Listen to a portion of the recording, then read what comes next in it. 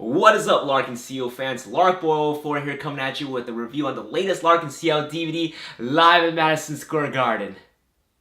There's gonna be tons of information, so strap on tight to your invisible seatbelt because it's gonna be one hell of a driver's high.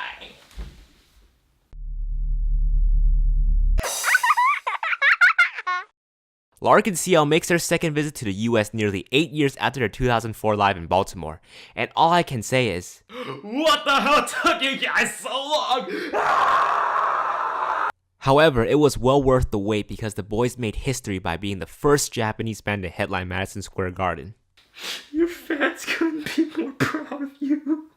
You are the best. Unlike their previous show here in the US, Lark and Ciel brought their setup creating the most authentic Lark and Ciel concert experience possible. I can safely say for those of us who attended, got the show of a lifetime.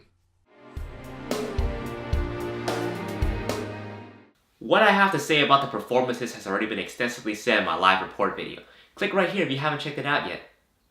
For the sake of the DVD, it seems like the editing staff decided to make all the performances as perfect as possible, and that means removing any mistakes or anything that looks bad.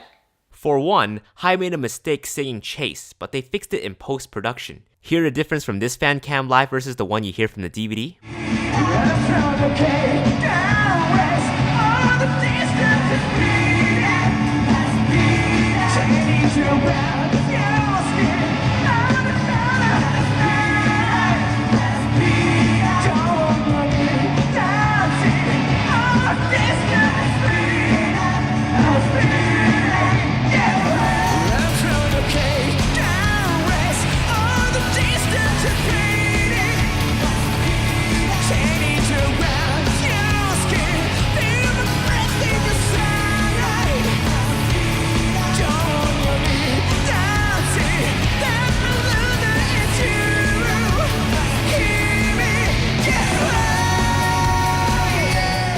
This next thing is gonna make a lot of you guys mad. The DVD has omitted Ken's MC. What?! Yes, unfortunately. It's quite sad seeing as how Ken's MC is what makes each country unique from one another. However, the Sketchbook Journal and I speculated that the reason why his MC was removed was because the gifts he bought would violate copyrights if shown on a DVD. If you don't already know, yes, you can get sued for showing the logo of a product in your videos that you don't have consent for, which is exactly why you see Red Lobster here and the other stuff censored out in the DVD. Moving on, it seems like they also edited out the lyrics that were on the screen for Anata. I guess the staff wanted people to think Lark is such a powerful band that even the non-Japanese fans knew the lyrics by heart. While I'm sure a good amount of you do know the Anata lyrics by heart, there are some of us that don't. Like me. Thanks for covering my butt, Lark editors. Ding! Finally, to shortly put, Lark and Ciel brought in their A game and played their best that night.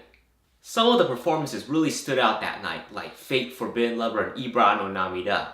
At the live, I couldn't really hear the subtle differences or tiny modifications they made, so to hear it from the DVD really made me appreciate the efforts they go through to create a newer experience with their older songs. I am definitely impressed with the box set here, but why the random kid with a fishbowl on his head, you might ask? Well, here's a big guess. In many interviews, our boys mentioned that it has been a lot of their fans' dreams to see Lark and Ciel live, especially for us overseas fans. This kit represents our childhood. How many of you can honestly say you waited for Lark and Ciel to come since you were a kid? I bet a lot of you. It has been our childhood dream to see Lark perform in front of us. I've personally waited for 8 years. The astronaut suit he is wearing represents the great distance he has traveled. For us, that means the amount of time we spent waiting for Lark to come. Our long-time dream has finally been fulfilled thanks to this world tour. It's hard not to shed a bit of tears thinking about how long we have held on to our dreams for, and then having it realized that very night.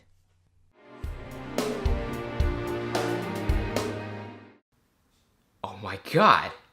I just spent $150 on this DVD! And for what?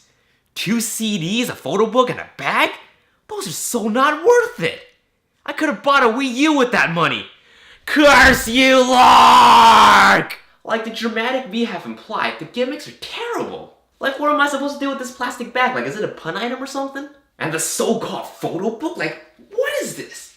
What is this? I was expecting something like a 5 Live Archives book or something. Look at Look how thick this is. Not a flimsy booklet. The audio CDs to me are in the gray area. Like it could be thought of as a good or a bad thing. While they try to market it off as Lark & Ciel's first audio live CDs, I feel like a lot of us can rip the audios ourselves. Also, I don't understand why it has to be in 2 discs. I'm pretty sure they can fit it into 1. It's just a hassle to switch CDs every time you want to listen to the concert out of order. If they wanted an even number amount of discs, they should have it as 1 audio CD and 1 behind the scenes DVD. But speaking of behind the scene footages, there aren't much. I wish to show more shots of the fans, I don't know, maybe lining up, buying merchandises, or more shots of the members just walking around the streets of New York. Only small snippets of that were shown either before the performances or some during the credits, but that's about it. Let's hope the documentary DVD similar to the one in 2008 will come out soon, showing more shots of the fans and them walking the world. I can't say I don't feel any buyer's remorse, but after watching the DVD, I feel a little less mad making this purchase. You can't put a price on memory, and watching the show again really made me reminisce my first Lark & Ciel live. While it is expensive and Ken's MC is missing, I feel like the price shouldn't be a factor to the score, and it is unfair to judge the DVD just because they were forced to omit a certain segment.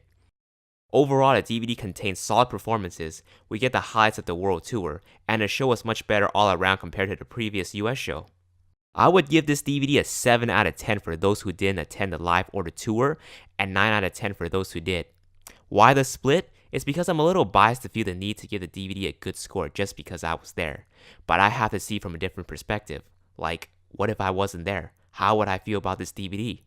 For those who didn't go, you might find a setlist with a lot of overplayed songs if you already watch a lot of the older lives, so it isn't going to offer you anything new in terms of sound. For those of us who were there, we were extremely happy to got a DVD release and a chance to catch things we missed from when we were there. We don't mind the overplayed songs because we got to be part of the performances like the Revelation chant, the shouting in Driver's High, and a dance from Stay Away. Should you get it? That's a tough question. A lot of you guys are waiting for your respective country release, but all I can say is, do not have your hopes up too high.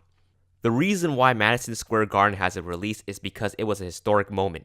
The Live in Paris DVD was also considered a historic moment because the French-named Japanese band finally performed in France for the first time in 2008 after 16 years of being together. Both events are considered a huge deal to the band. I'm not completely writing off the possibility of another country release because for the Asia Live 2005 tour, Korea had their own DVD.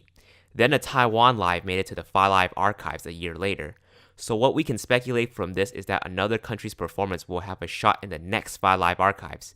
Which country? I don't know. For those who attended the Madison Square Garden Live, I highly encourage getting it. Watching it will bring back some precious memories, and it's kind of fun trying to find yourself in the crowd shots. Here's me during a blurry-eyed performance, with my phone blocking my face. And the winner for the biggest loser that night was Larkboy04. Congratulations!